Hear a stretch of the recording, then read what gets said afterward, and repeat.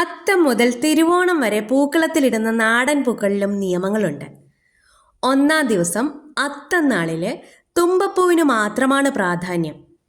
ഒരു നിരയിൽ തുമ്പപ്പൂ കൊണ്ട് മാത്രം ഒരു കുഞ്ഞു പൂക്കളം, നടുവിലായി ഒരു തുളസിക്കതിരും. രണ്ടാം ദിവസം ചിത്തിര നാളില് 2 തരം പൂക്കളിടും. തുമ്പപ്പൂവിനൊപ്പം മുക്കുറ്റിയും ചേർക്കും. 2 നിരയിലായാണ് പൂക്കളം ഇടുന്നത്. പൂക്കളം ഇത്തിരി കൂടെ വലുതാക്കും. തുടർന്നുള്ള ദിവസങ്ങളിൽ പൂക്കളത്തിൻ്റെ വലിപ്പം കൂടും, വരികളുടെ എണ്ണവും കൂടും. ചോതിയിൽ ചുവപ്പ് നിറമെന്നാണ്. ചുവപ്പ് നിറമുള്ള പൂക്കളിട്ട് തുടങ്ങാം. 3 നിരകളിലാണ് പൂക്കളം ഇടുന്നത്.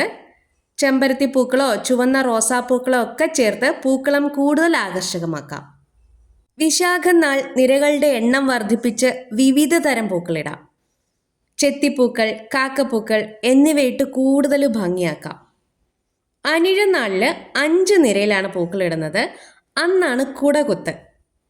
ഈർക്കിലിൽ ചെമ്പരത്തി പോലുള്ള പൂക്കൾ കോർത്ത് കുട പോലെ നിർത്തുന്ന രീതിയാണ് കുടകുത്ത്. തൃക്കേട്ട നാളായ 6ാം നാൾ അമ്മായി ഓണമാണ്. അന്ന് കൂടുതൽ നിറങ്ങളിലുള്ള പൂക്കളിടും.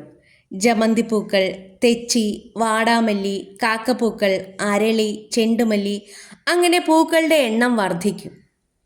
മൂലം നാളിൽ പൂക്കളത്തിൻ്റെ ഭംഗി കൂടുന്നു.